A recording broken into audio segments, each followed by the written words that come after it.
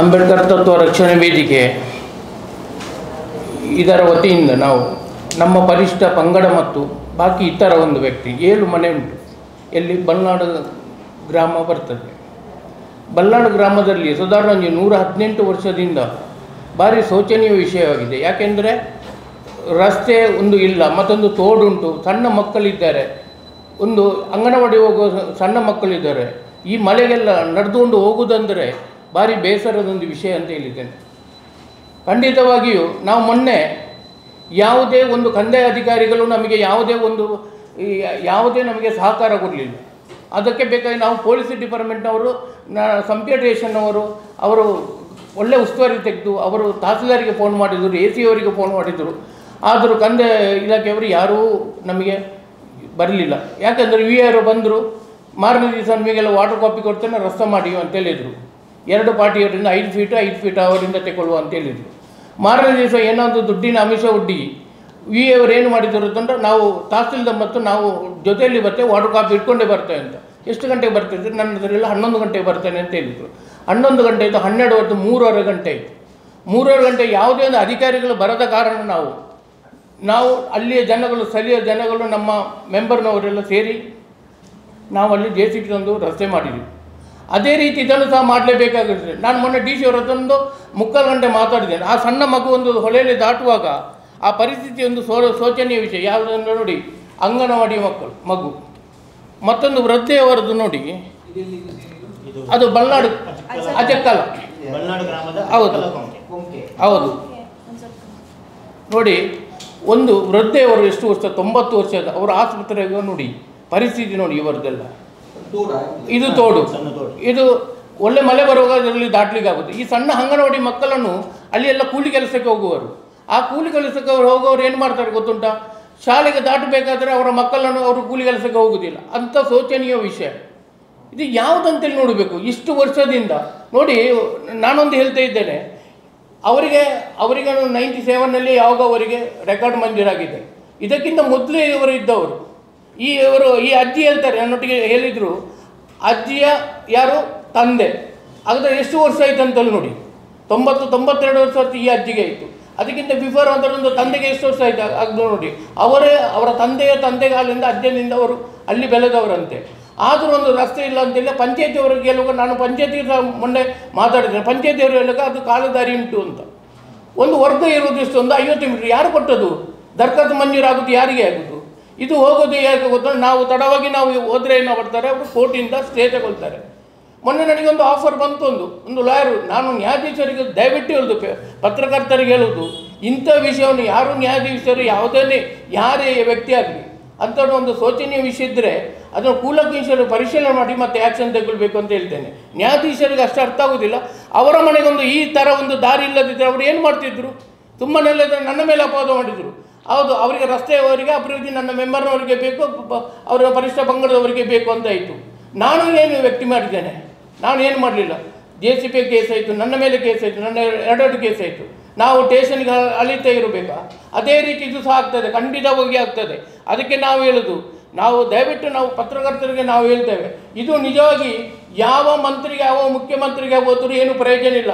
ಇಲ್ಲಿಯ ಕಂದಾಯ ಇಲಾಖೆ ನಾನು ಇದೊಂದು ಮಾಡ್ತೇನೆ, ಇದಕ್ಕೆ ಎಲ್ಲಿಯಾದರೂ ಒಂದು ಪೊಲೀಸ್ ಇಲಾಖೆ ಕಂಪ್ಲೇಂಟ್ ಎಲ್ಲ ಹೋದರೆ ಬರುವ ತಿಂಗಳು ನಾವು ಪುತ್ತೂರಲ್ಲಿ ದೊಡ್ಡ ಮಟ್ಟದ ನಾನು ಜಾಥಾ ಮಾಡ್ತೇನೆ. ಯಾಕೆ ಅಂದ್ರೆ ಎಲ್ಲ ಪರಿಶಿಷ್ಟ ಪಂಗಡ ಪರಿಶಿಷ್ಟ ಜಾತಿಯವರಲ್ಲಿ ಸೇರಿ ಅಲ್ಲ, ಎಲ್ಲ ಸಮುದಾಯವರು ಸೇರಿ, ಎಲ್ಲ ಸಮುದಾಯದವರು ಬರುವ ತಿಂಗಳು ನಾವು ಖಂಡಿತವಾಗಿ ಚಲೋ ಮಾಡಿ ಇವರಿಗೆ ಮುತ್ತಿಗೆ, ವಿಧಾನಸೌಧಕ್ಕೆ ನಾನು ಖಂಡಿತವಾಗಿ ಮುತ್ತಿಗೆ ಹಾಕ್ತೇನೆ. ಯಾಕೆಂದರೆ ಇಂಥ ಪರಿಸ್ಥಿತಿ ಎಲ್ಲ ಶೋಚನೀಯ ವಿಷಯ. ನಾವು ಪದೇ ಹೇಳೋದು, ನಾವು ಪತ್ರಕರ್ತರು ಬರೋದು, ಅವರ ಅಲಲನ್ನು ಅವರು ಬರೀತಾರೆ, ಬರೆದು ಏನು ಮಾಡ್ತಾರೆ, ಪತ್ರಕರ್ತರು ಬರೆದದನ್ನು ಅವರು ಇದು ಮಾಡೋದಿಲ್ಲ ಅವರು. ಆದರೆ ಎಂಥ ಒಂದು ಶೋಚನೀಯ ವಿಷಯ ಅಂತೇಳಿ ಬಡವರಾಗಿ ಹುಟ್ಟಬೇಕಂತ ನಾನು ಕೇಳ್ತಾ ಇರೋದು. ಹಾಗಾದರೆ ಯಾವುದೇ ಒಂದು ಅಧಿಕಾರಿಗಳು ಒಂದು ಮುತುರ್ಜಿ ವಹಿಸದಿದ್ದರೆ ನಿಜವಾಗಿ ಒಂದು AC ಅವರಿಗೆ ವಿದಿನ್ ½ an hour ಇದು ಅಧಿಕಾರ ಉಂಟು. ನಾನು ಮೊನ್ನೆ DC ಅವರದ್ದು ½ an hour ಮಾತಾಡ್ತೇನೆ. ಒಂದು ಮಗಳದು ಅವರು ನನ್ನ ತೋರಿಸುವಾಗ ಇಮಿಡಿಯೇಟ್ಲಿ ಏನಿಲ್ಲ, ½ an hour ಇಮೇಲ್ ಮಾಡಿದ್ರು ಯಾರಿಗೆ? AC ಸಾಹೇಬರಿಗೆ. ಮಾರನೇ ದಿವಸ ನಾನು AC ಸಾಹೇಬರ ಹತ್ರ ಮಾತಾಡುವಾಗ ಅವರು ಹೇಳಿದರು, ನನಗೆ ಇಮೇಲ್ ಬಂದಿದೆ, ಮತ್ತೆ ನೋಡ್ತಾರೆ, ಅಷ್ಟರವರೆಗೆ ಓಪನ್ ಮಾಡಲಿಲ್ಲ. ನೋಡಿ, ಹಾಗಾದರೆ ಒಂದು ಕಂದಾಯ ಇಲಾಖೆ ಅಂತೇಳಿ, ಒಂದು ಬಡವರ ಕೂಗಿ ಯಾರಿಗೆ ಅಂತೇಳಿ ಗೊತ್ತಾಗೋದಿಲ್ಲ ಅಂತೇಳಿ ದೊಡ್ಡ ವಿಷಯ ಆಗಿದೆ. ಈಗ ಸಹ 2025ಕ್ಕೆ ಸಹ ನಾವು ಏನಂತೇಳಿ ಮಾಡೋದು? ನಾವು ಸತ್ಯ ಹೇಳ್ತೇವೆ. ಮಾಲಿಂಗೇಶ್ವರ ಮಣ್ಣಿಗೆ ಇದೇ ಥರ ನಾನು ಯಾವುದೇ ಅಧಿಕಾರಿಗೆ ಇನ್ನು ಫೋನ್ ಮಾಡಲಿಕ್ಕಿಲ್ಲ. ನಾವು ಖಂಡಿತವಾಗಿ ನಾವು 1 ವಾರದಲ್ಲಿ ಅಲ್ಲಿ ರಸ್ತೆ ಮಾಡ್ತೇವೆ. ಯಾಕೆ ಗೊತ್ತುಂಟ? ರಸ್ತೆ 1 ವಾರ ಅಂತೇಳಿ ಮಾಡೋದಿದ್ರೆ ಇಲ್ಲಿಂದ ಕೋರ್ಟಿಗೆ ಹೋಗ್ತದೆ, ಇಂಜೆಕ್ಷನ್ ಹೋಗ್ತದೆ, ಅದು ಹೋಗ್ತದೆ, ಮತ್ತು ಪೊಲೀಸರು ಹೇಳ್ತಾರೆ ಸ್ಟೇ ವಾಟ್ರ್ ಉಂಟಂತೇಳಿ. ಸ್ಟೇ ವಾಟ್ರ್ ಮೊನ್ನೆ ಕೊಟ್ಟಿದ್ದಾರೆ. ಇದೇ ಥರ ನಾವು ಇನ್ನು ಯಾವುದು ಪೇಪರ್ ವರ್ಕ್ ನಾವು ಮಾಡುವ ಹೋಗ್ತಿಲ್ಲ. ಅಂಬೇಡ್ಕರ್ ರಕ್ಷಣೆ ವೇದಿಕೆ ಬೇಕಾದರೆ ಖಂಡಿತವಾಗಿ ನೋಡಿ, ನಾವು ಖಂಡಿತವಾಗಿ ನಾವು ಇದು ಮಾಡೋದಿಲ್ಲ. ಖಂಡಿತವಾಗಿ ನಾವು ಡೈರೆಕ್ಟ್ ಕೆಲಸ ಮಾಡ್ತೇವೆ. ಅಧಿಕಾರಿಗಳು ಕೊಟ್ಟು ಸಾಕಾಯಿತು. ಪಾಪ ಇವರು ಪಂಚಾಯತಿಗೆ ಹೋಗಿ, ಪಂಚಾಯತಿಗೆ ಎಷ್ಟೋ ಸಲ ಕೊಟ್ಟು 45 ವರ್ಷ ಆಯ್ತಂತೆ ಪಂಚಾಯತಿಗಳು ಕೊಟ್ಟು. ಪಾಪ ಇವರಿಗೆ ಏನಂತೇಳಿ ಗೊತ್ತಿಲ್ಲ, ಇದರೊಂದು ಕಾಪಿ ತಗೊಳ್ಬೇಕಂತೇಳಿ ಗೊತ್ತಿಲ್ಲ ಅವರಿಗೆ. ಪಾಪ ಅವರಿಗೆ ಎಜುಕೇಟೆಡ್ ಇಲ್ಲ. ಹೋಗೋದು ಪ್ರಾಯದವರು ಅವರು ಏನು ಮಾಡ್ತಾರೆ? ಆಗ ಅವರು ಹೇಳ್ತಾರೆ 45 ವರ್ಷ ನಾವು ಕೊಡ್ತಿದ್ದೆ, ಕಾಲುದಾರಿ ಉಂಟು, ಆದರೆ ಕಾಲುದಾರಿ ಉಂಟಂತೇಳಿ ಗೊತ್ತುಂಟು, 7 ಮನೆ ಉಂಟು ಅಂತೇಳಿ, ಅಥವಾ 6 ಪರಿಷ್ಠ ಪಂಗಡ ಮನೆ ಉಂಟು ಅಂತೇಳಿ, ಒಂದು ಇತರ ಜಾತಿಯವರು ಉಂಟಂತೇಳಿ. ಯಾವುದೇ ಇರಲಿ, ನಮಗೆ ಪರಿಷ್ಠ ಜಾತಿ ಪರಿಷ್ಠ ಮಾಡು ಬಡವರೆಂದರೆ ಎಲ್ಲರಿಗೂ ನಾವು ಖಂಡಿತ ನಮ್ಮ ಅಂಬೇಡ್ಕರ್ ರಕ್ಷಣೆ ವೇದಿಕೆ ನಾವು ಖಂಡಿತ ಸಹಕಾರ ಮಾಡ್ತೇವೆ. ಯಾರಿಗೆ ಮೂಲ ಸೌಕರ್ಯ ಇಲ್ಲವ ಖಂಡಿತ ನಾವು ಮೂಲ ಸೌಕರ್ಯ ಕೊಡ್ತೇನೆ. ಇವರು ಹೇಳ್ತಾರೆ, ಪಂಚಾಯತಿಯವರು ಹೇಳ್ತಾರೆ, ಎಲ್ಲಿ ಇವರಿಗೆ ಟಾಯ್ಲೆಟ್ ಇಲ್ಲ, ಕುಡಿಯೋ ನೀರು ಇರುವುದಿಲ್ಲ, ಏನೆಲ್ಲ ಇವರಿಗೆ ತೊಂದರೆ ಆಗಿದೆ. ಎಲ್ಲಿ ಒಂದು ಗಾಡಿ ರಸ್ತೆ ಹೋಗುವುದಿಲ್ಲ, ಅಲ್ಲಿ ಹೊಳೆದಾಟಬೇಕು ಮಳೆಗಾಲದಲ್ಲಿ. ಎಂಥ ಶೋಚನೀಯ ವಿಷಯ. ಎಷ್ಟು ಮಕ್ಕಳು ಶಾಲೆಯವರು ಬರ್ತಾರೆ, ಆದರೆ ಇಷ್ಟೊಂದು ನಮಗೆ ಒಂದು ಅಧಿಕಾರಿ ಕಂದಾಯಕ್ಕೆ ಗೊತ್ತಿಲ್ಲ ಅಂತ ಹೇಳಿದರೆ ಭಾರಿ ಶೋಚನೀಯ ವಿಷಯ ಆಗ್ತದೆ. ಅದಕ್ಕೆ ಬೇಕಾಗಿ ನಾನು ಖಂಡಿತ ಹೋಗಿದ್ದೆ. ಅದೇ ನಾವು ಇರ್ತೆಯಲ್ಲಿ ಯಾವುದು ನಾವು ಕೆಲಸ ಮಾಡಿದ್ರು ಅದೇ ರೀತಿಯಾಗಿ ನಾವು ಖಂಡಿತ 1 ವಾರ, ಅದಕ್ಕೆ 15 ದಿವಸ ಗಡುವು ಕೊಟ್ಟಿದ್ದೇನೆ. ಇದಕ್ಕೆ 1 ವಾರದಲ್ಲಿ ನಾನು ಕೆಲಸ ಖಂಡಿತ ಮಾಡಿ ಬಿಡ್ತೇನೆ. ಯಾವುದೇ ಅಧಿಕಾರಿಗಳು ಬರಲಿ, ಏನು ಇಷ್ಟು ವರ್ಷಕ್ಕೆ 118 120 ವರ್ಷ ಇವರು ಸತ್ತಿದ್ದಾರೆ ಅಂತ ಹೇಳುವುದು ನಾನು. ಅಧಿಕಾರದಲ್ಲಿ ಇವರು ಪಂಚಾಯತಿಯವರು 680 ರೂಪಾಯಿ ಕಟ್ತಾರೆ, ಮನೆ ತೆರಿಗೆ ಕಟ್ತಾರೆ. ಯಾಕೆ ಬೇಕಾಗಿ ಕಟ್ತಾರೆ? ಒಂದು ಮನೆಯವರು 680 ರೂಪಾಯಿ ಕಟ್ಟಿದ್ದಾರೆ. ಅದನ್ನು ನಾನು ಸರ್ಚ್ ಮಾಡ್ತೀನಿ, ಆ ಬಿಲ್ಲನ್ನು ನೋಡಿದ್ದೇನೆ. ಖುದ್ದು ನಾನು PDO ಹತ್ರ ಮಾತಾಡಿದ್ದೀನಿ. VA ಅವರು ತಗೊಂಡು VA ಅವರು ಹೇಳ್ತಾರೆ, ನಮಗೆ ಮೇಲಧಿಕಾರಿಯಿಂದ ಹೇಳದೆ ನಮಗೆ ಏನು ಮಾಡಲಿಕ್ಕೆ ಆಗೋದಿಲ್ಲ. VA ಅವರದ್ದು ಹೇಳಿದ್ದಾರೆ, ನೀವು ಕೆಲಸ ಮಾಡಿ ಸರ್, ನಾವೇನು ಮಾಡಲಿಕ್ಕೆ ಆಗ್ತದೆ ಅಂತೇಳಿ. ಅಷ್ಟು ಒತ್ತಡ ಅಂತಾರೆ. ಏನು ಮಾಡ್ತಾರೆ ಈ ರಾಜಕೀಯದವರು? ಏನು ಮಾಡ್ತಾರೆ? ಒಳ್ಳೆ ಓಟಿಗಾಗಿ ಬೇಕಾಗಿ ಇದು ಮಾಡ್ತಾರೆ. ಅದೇ ಸಹ ಅಶೋಕ್ ರೈ ಹೇಳ್ತಾರೆ, ನಾವು ಬಡವರ ಬಂಟರ ಭವನದಲ್ಲಿ ಒಳ್ಳೆ ಇದು ಮಾಡ್ತೇವೆ ಅಂತ. ಪಾಪ ಇವರು ಸಹ ಬಂಟ್ರಿ, ಇವರೇ ಗೊತ್ತಾಯ್ತಾ? ಹಾಗಾದ್ರೆ ಏನು ಇವರಿಗೆ ಅದು ಸ್ವಲ್ಪ ಕಾಳಜಿ ಇಲ್ವಾ? ಅದೇ ಯಾಕೆ ಹೇಳೋದು? 2023ರಲ್ಲಿ ಅವರ ಮನೆ ಸಂಪೂರ್ಣ ಕುಸಿದು ಬಿದ್ದು 2023 ಜುಲೈ 8ನೇ ತಾರೀಕಿಗೆ ಎಲ್ಲರೂ ಬಂದಿದ್ದಾರೆ ಮಾರ್ಗ ಮಾಡಿ. ಹೌದು, ರಾತ್ರಿ ಬಿತ್ತು ಮನೆ. ಯಾವುದೇ ಇದು ಸಿಗಲಿಲ್ಲ ನಮ್ಗೆ. ಯಾವಾಗ ಮಠಂದೂರು ಶಾಸಕರಾಗಿದ್ರು 1 ಲಕ್ಷ ಅಷ್ಟು ಸಿಕ್ಕಿದೆ ಅಷ್ಟೇ. ಮತ್ತೆ ನಾವು ಲೋನ್ ಮಾಡಿ ಎಲ್ಲ ಇದು ಮಾಡಿದ್ದು. ರೋಡ್ ಇಲ್ಲ, ಮನೆದ ಪರಿಹಾರ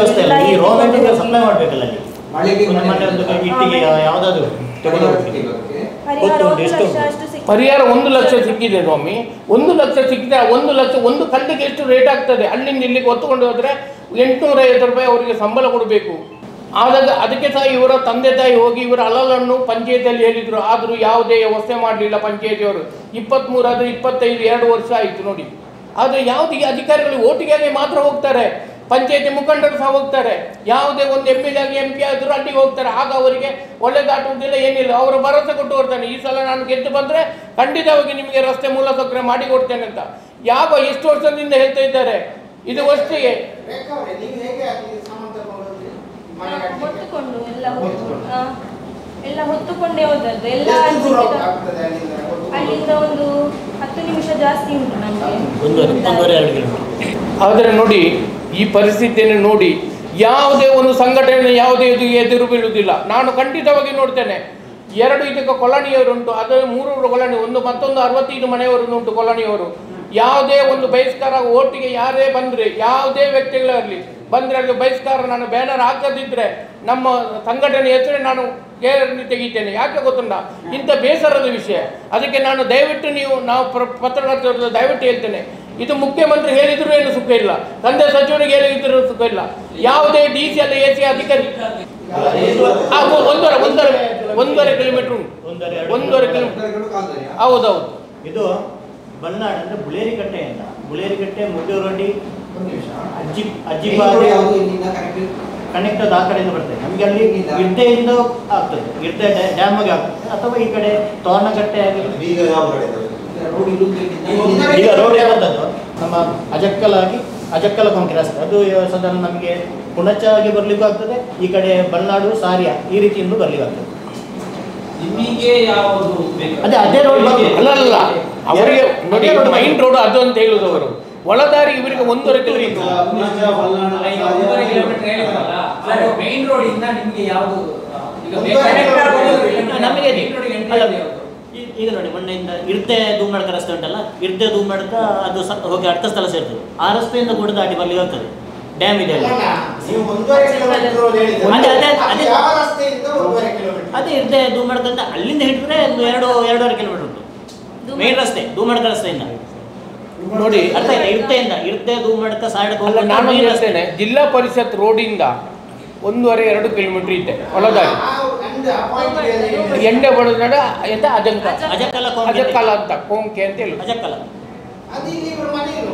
ಇಲ್ಲ ಇಲ್ಲ ಇಲ್ಲ ಮನೆ ಇನ್ನೂ ತಗೊಳಗೆ ಅಲ್ಲಿ ಭಟ್ರ ಮನೆ, ಅಲ್ಲಿಂದ ರೋಡಿಗೆ ತಕರಾರಿರುವಂತ.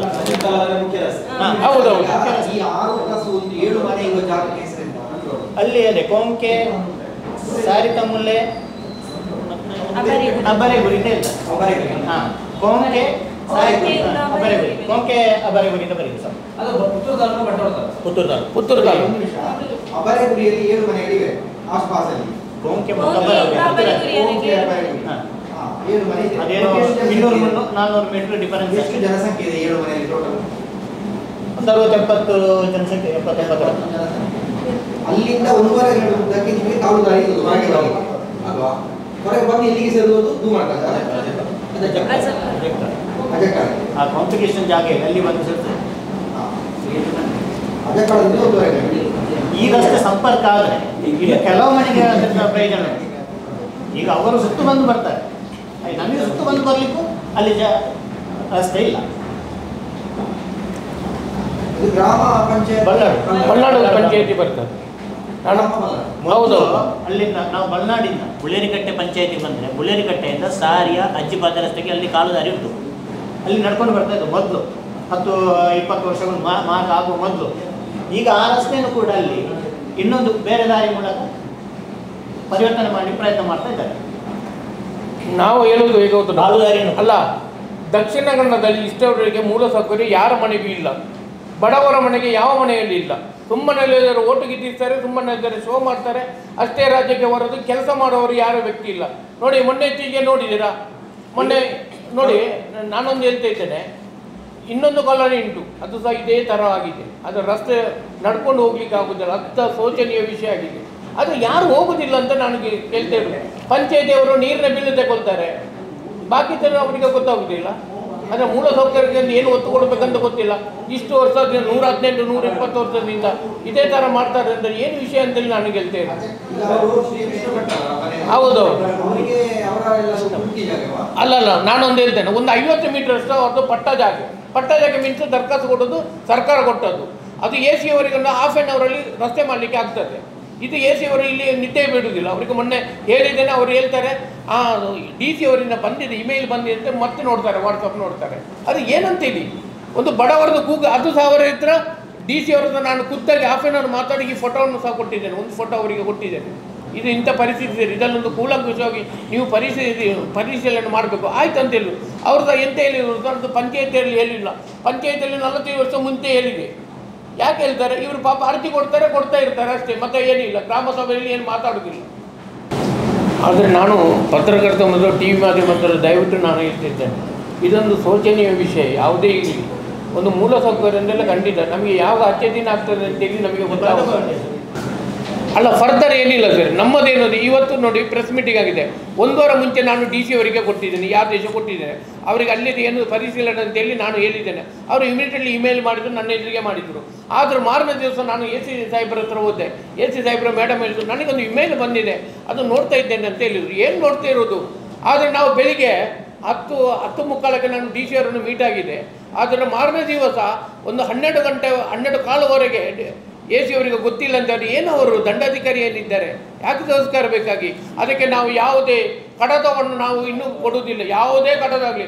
ಅವ್ರು ಏನು ಹೇಳ್ತಾ ಇರೋದನ್ನು ತಹಸೀಲ್ದಾರ್ ಹೇಳ್ತಾರೆ, ನಾನು ಮನೆಗಾರನ್ನು ಕಲಿಸ್ತೇನೆಪ್ಪ, VA ಅನ್ನು ಕಲಿಸ್ತೇನೆ.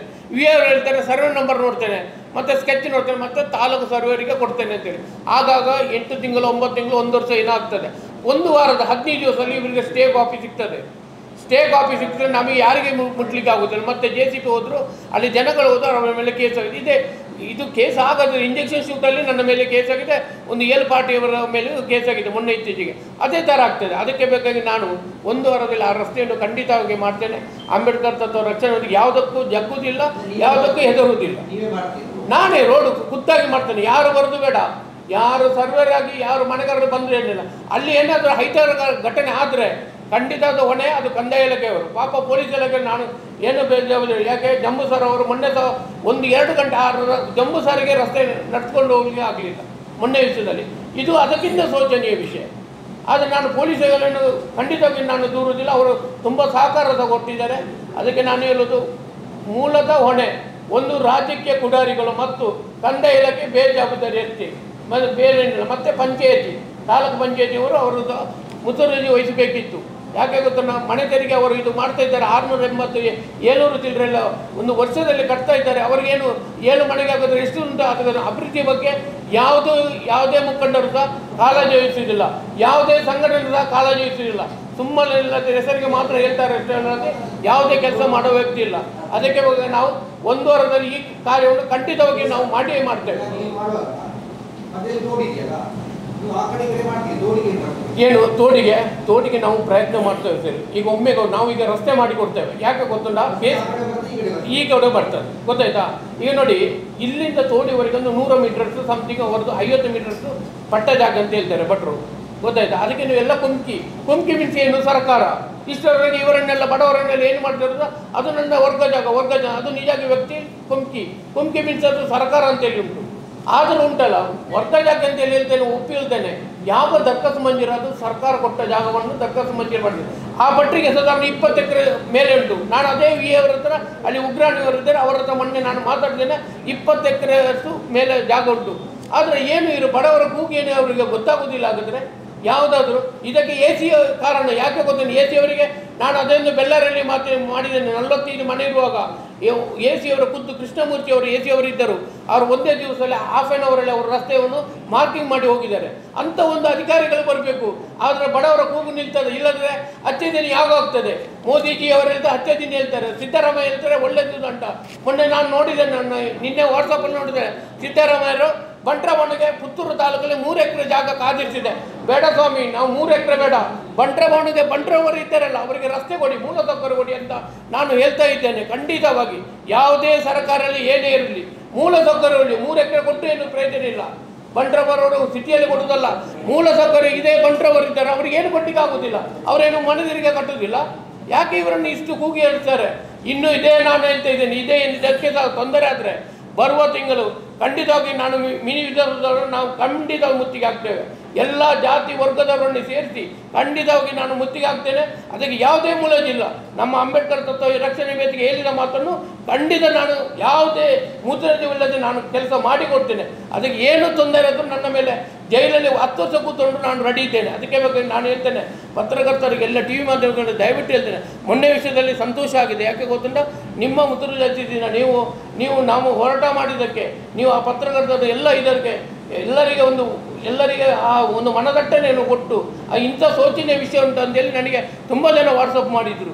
ಹಾಗಾದರೆ ನೀವು ಇದನ್ನು ನಾನು ದಯವಿಟ್ಟು ಹೇಳ್ತೇನೆ, ನಮ್ಮ ಅಂಬೇಡ್ಕರ್ ತತ್ವ ರಕ್ಷಣೆ ಆಗೋದು ಖಂಡಿತವಾಗಿ ನಿಮಗೆ ಏನು ದೊಡ್ಡವರಿಂದ ಏನಾದರೂ ಇದು ಬಂದರೆ ಖಂಡಿತ ನಮ್ಮ ಜನಗಳು ಯಾವಾಗಲೂ ನಾವು ನಿಮ್ಮೊಟ್ಟಿಗೆ ಜೊತೆಯಲ್ಲಿ ಇದ್ದೇವೆ. ಅಂಥ ಕೆಲಸ ಮುತುವರ್ಜಿಯನ್ನು ವಹಿಸಿ ಅಂತೇಳಿ ನಾವು ಖಂಡಿತ. ಏನು ಸರ್?